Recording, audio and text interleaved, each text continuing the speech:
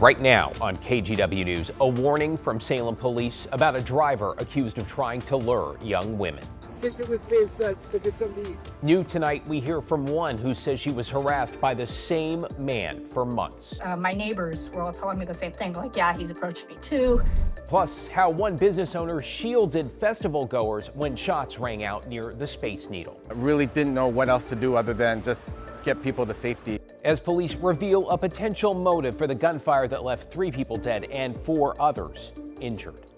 But first, as Oregon wildfires near record-breaking destruction, we're getting a clearer picture of the human toll. People you've known and loved most of your life have lost everything. And we begin with that new urgency along Oregon fire lines, with wildfires growing exponentially over the weekend. We're glad you're with us tonight.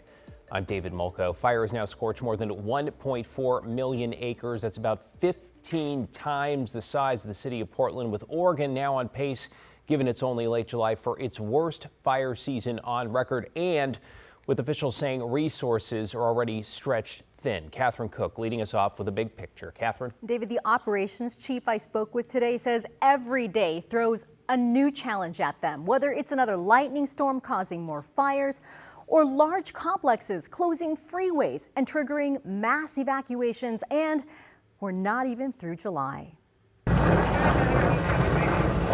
Fire torching the foothills of eastern Oregon. By Monday night, the Roe Creek complex had burned more than 209,000 acres near the towns of Fossil, Mitchell, and Spray. It's one of several wildfires in Oregon that together have burned nearly 1.4 million acres this year. Fire officials say they don't typically see these dry conditions, high wind, and lightning until August. Oregon's worst fire season on record, 1.93 million acres burned in 2024. Crews say the state is on pace to break that record. Almost unprecedented for all of these to start almost at the same time, and the magnitude of the growth of all of them has just pretty much overwhelmed the systems. Vince Stafford is operations chief for the Oregon State Fire Marshal's Green Team. He says so far they've kept this fire from destroying any homes, but says it's been close, especially when smaller fires merge. So we had just one the other day, a little buckhorn that pushed into us. The thing ran 10 miles in one afternoon through the grass at us. We got in front of that, evacuated 300 people out of a youth camp. In Warm Springs, the Bench Fire, now at 40,000 acres and 0% contained. 6 homes and 5 outbuildings destroyed. Tribal member Isla James says her community is devastated. I knew the people over here that have lost their homes, and this is all we have. For a lot of people, it's their start and where they were planning to spend generations. So it's hard for a lot of people. Across the state, 34 active fires are burning. More than 32,000 people are in some kind of evacuation zone, and major infrastructure in the flames' crosshairs. The Fox Fire in Baker County shut down part of I-84 overnight. As crews across the state bear down, they're grateful for reinforcements from around the country and the world, including Canada, Australia, and New Zealand. Drawing on everything we can to help Oregon. And we thank all of those crews tonight. Much of central and eastern Oregon is also dealing with poor air quality right now because of the fires. Today, the DEQ issued an advisory for 13 of Oregon's counties. That's about a third of the state, warning of unhealthy conditions. David. One more thing to worry about, and it feels like it is just getting started. Thanks, Catherine. Team coverage continues now with meteorologist Joe Ranieri. Joe, we've been talking about how the smoke from some of these, it is so thick it's being picked up from space. Yeah, it's not hard when you have over 1 million acres burning right now. Here's some video. This was from earlier tonight, but this is all the fires that Catherine was just talking about that are burning across the state, and there's no end in sight. The good news is we don't have any thunderstorms in the forecast, but what we don't have that will help crews is any rain. In fact, we're not going to be seeing a drop of rain throughout the east side of the state over the next couple of days. Now let's go to the map that shows all the wildfires that are burning, not just in Oregon, but across the Pacific Northwest. Things really turned up within just the last couple of weeks. And a lot of these wildfires that you see on this map are lightning caused. A lot of it coming from that monsoonal flow that we've seen over the last couple of weeks. We're not going to be seeing that tomorrow or into Thursday, but the air quality is still going to be pretty bad throughout parts of Madras and eastern Oregon, LeGrand, Baker City as well, and along the Oregon-Idaho border until 11 o'clock on Wednesday morning. And the air quality, you can see the green dots, that's the good quality on the west side of the state. Meanwhile, it's down to the moderate category in Madras. Still unhealthy for a lot of folks over in Pendleton and the east side of the state. Coming up in my detailed forecast, I'll talk more about your local forecast and what we can expect to see, not just here in the valley, but when there could be some cooler conditions on the east side of the state. Yeah, so much to keep an eye on. Thanks, Joe. Appreciate it. Let's go to Seattle, where police now say there are at least 3 suspects connected to a shooting on Sunday that left 3 people dead and 4 more injured. Investigators now believe this shooting was likely gang-related. They say one suspect, a 19-year-old who was killed, was likely one of the shooters. Meanwhile, a 15-year-old is in custody, with a 3rd suspect still out there. Visitors hid behind tables and inside a Space Needle gift shop. The owner of Seattle Fudge says he got about 50 people inside before shutting his gates to try to keep them safe. Probably had over 50 or 60 plus individuals, standing on top of sinks in the back, hiding behind tables, just kind of crouching for safety and cover. A lot of folks crying, my daughter included, just really not sure what's going on. Understandably, police say all of the survivors, with the exception of a 2-year-old boy, a 2-year-old, are now out of the hospital.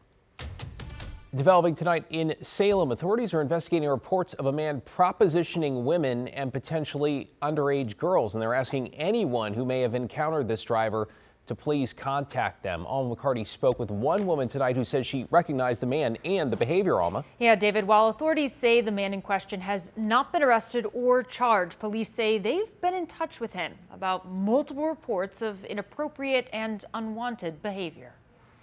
This recurring pattern of following us around is what really scares me. We're going to Dollar Tree.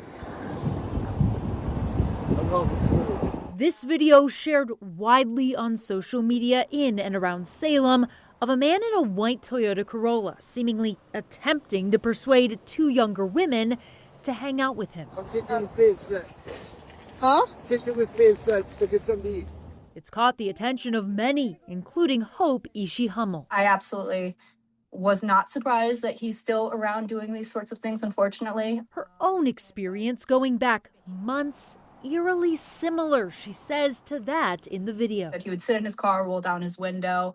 He had pulled me over a couple times walking down the street, just walking my dog. Hope says after he followed her to the mall last year and approached her on the way back home, she filed a police report.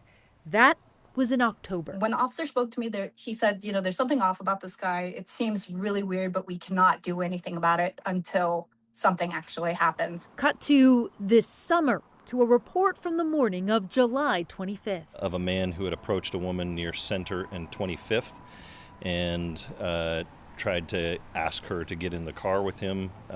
We've assigned that to officers. They're investigating it right now, and it's an ongoing investigation. Investigators are also reviewing previous related reports, but haven't made any arrests. There's been several reports that have been made since then, and so, but anything that's coming in, if people have not reported it, they should report it, and that will help us in the investigation as a whole. It's not illegal to say hi to a woman and to approach them and to shoot your shot, that's fine. But when you're harassing them continually and then following them around from location to location, that's when it gets really, really uncomfortable.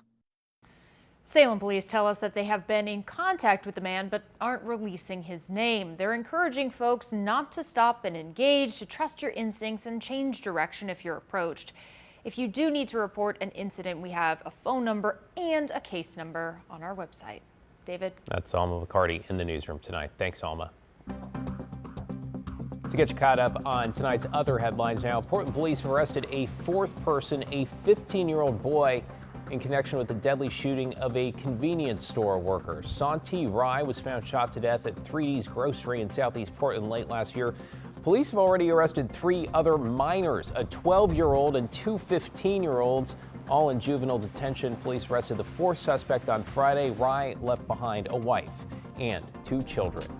In Salem again, authorities are searching for the people they say who set off fireworks inside a concert venue and blew a hole in the canopy. This was on July 5th, just after midnight at the amphitheater at Riverfront City Park. The video from Salem police shows a group of at least 5 show up, then set off fireworks, and then you can see 2 motorbikes show up and start doing donuts. Anyone with information on this should call Salem police. And new at 11, Hillsborough City Council has voted to temporarily ban developments of new data centers and the energy storage systems that power them for the next 4 months. The unanimous decision is meant to give the city extra time to figure out how data centers fit into their overall plan. This moratorium does not apply to projects that submitted applications before today's vote. Do note this is also separate from a 1-year statewide moratorium on tax exemptions for data centers. Well, we have an update tonight on the Border Patrol shooting from earlier this year that happened in a medical clinic parking lot. Well, it is hard to make out. Surveillance video from Southeast Portland shows a driver apparently backing into a federal agent's vehicle shortly before he was shot and wounded. As Kyle Aboshi reports, it seems that driver has now struck a deal with prosecutors. Federal prosecutors dropped the most serious charge, aggravated assault of a federal officer, against a man shot by U.S. Border Patrol in Southeast Portland. Instead, 33-year-old Luis Nino Moncada pleaded guilty to a single count of depredation of federal property, a felony. Court records lay out what happened. Federal agents were running a targeted enforcement operation when they spotted Nino Moncada and his passenger, Yorlens Bezabeth Zambrano Contreras, in Southeast Portland. Video shows agents in 4 unmarked vehicles making a traffic stop in the parking lot of an Adventist Health medical office. Nino Moncada, driving a red truck, pulled into a parking spot. Federal officers approached.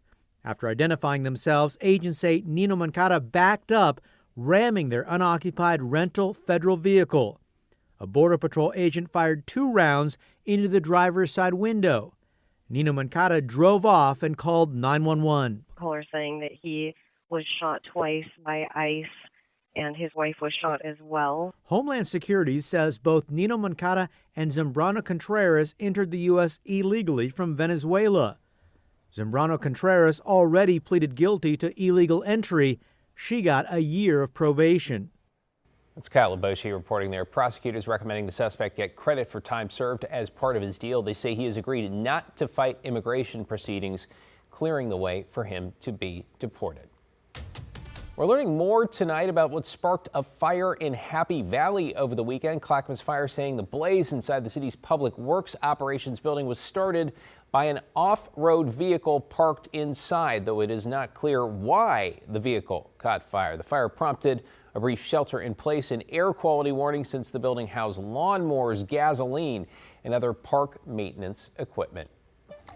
Happening tomorrow, a Portland City Council committee is set to take the next step in approving a new Broadway-size venue on the Portland State campus. The committee would also weigh whether to downsize the aging Keller Auditorium after the new facility is built. The city is looking to commit over $130 million to the new PSU Theater.